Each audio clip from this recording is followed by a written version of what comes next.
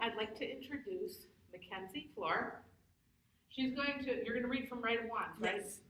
And I'm going to let you come up and talk about your award that you just got. It's very exciting. Yeah.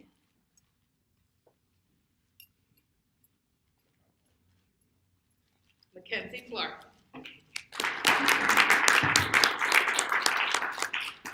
Hello.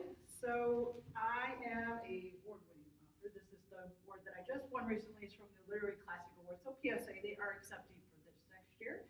It is available through August. You can submit. You can be traditional, self-published, whatever, and you can go out there.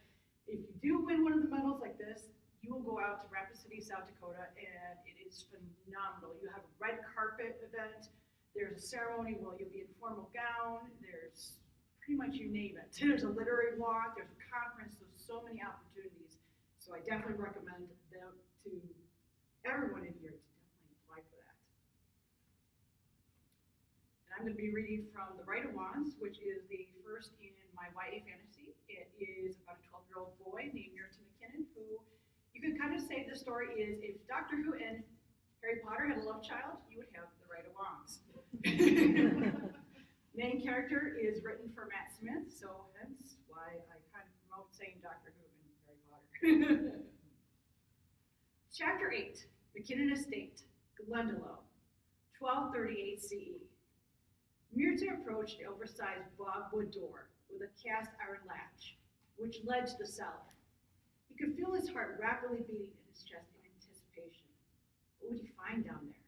Would he be able to locate the elixir book? More importantly, would he even be able to understand any of it? The book had to be salvageable, otherwise Lord Cato wouldn't have even mentioned it. He was meant to have this book, he just had to find it. He reached in his breeches and pulled out an old-fashioned key his father had given him the day before. Turning it over, he noticed its rustic features and felt cold and heavy in his hand. All right, show me your secrets, Myrta spoke to the great key, grinning. He reached out and placed the key into the keyhole. He tried to turn the lock, but it wouldn't budge. Years of disuse had somehow caused the lock to become frozen. Unwilling to give up, he tried again, turning counterclockwise until he heard the bolt slide away. With anticipation growing, he quickly unfastened the latch and pulled it toward him. The door opened with a loud creak. A musty mildew aroma filled his nostrils, and an intense, cool draft emerged from below, sending a chill down his spine. Myrta still stared into absolute darkness, listening for any kind of sound or movement. Cautiously, he reached into his pocket and pulled out his wand. Scamos limos, Myrta commanded. A dim, turquoise fluorescent light sparkled from the tip of his wand. With a slight ache in his heart, Myrta slightly thanked his mom for teaching him simple spells. Mother, I wish you were here. Then we would still be together. I promise you, Mother, I will not stop until I find who killed you. And when I do, he or she will be sorry. Lifting the wand in front of him, carefully he could see the large cobblestone texture covering the walls and stairs. Hello, Myrta spoke softly with a smile, his eyes brightening, not expecting an answer. He lifted his eyebrows and puckered his lips, wondering what secrets he would find below.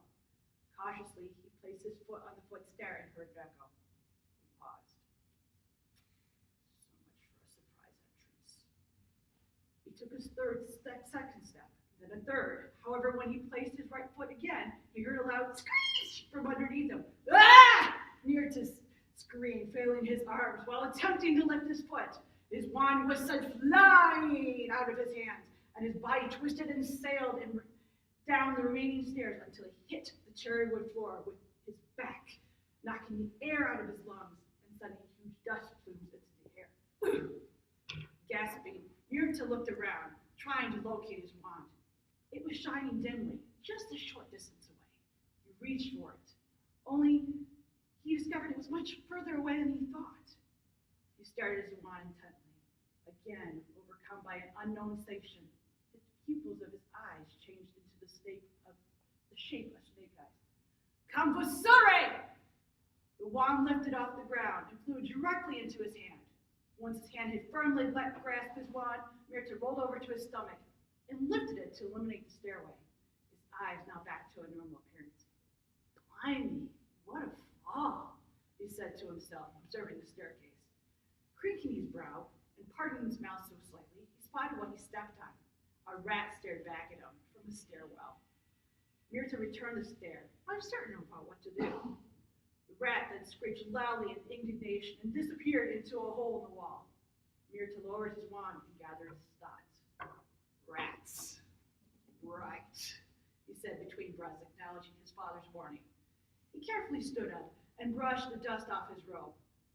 Repositioning his wand, he shined its light around himself, checking for any tears in the fabric or scrapes in his body.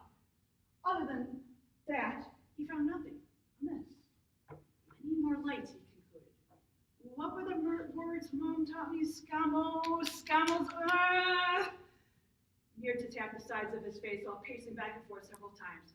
Abruptly stopped, turning, he stopped, raised his wand, and shouted, Scamos lias lus intensate! A huge grin spread on his face when the wand shined a powerful turquoise light, brightening the entire cellar. Proud of himself, he whispered, Thanks, Mom. The end.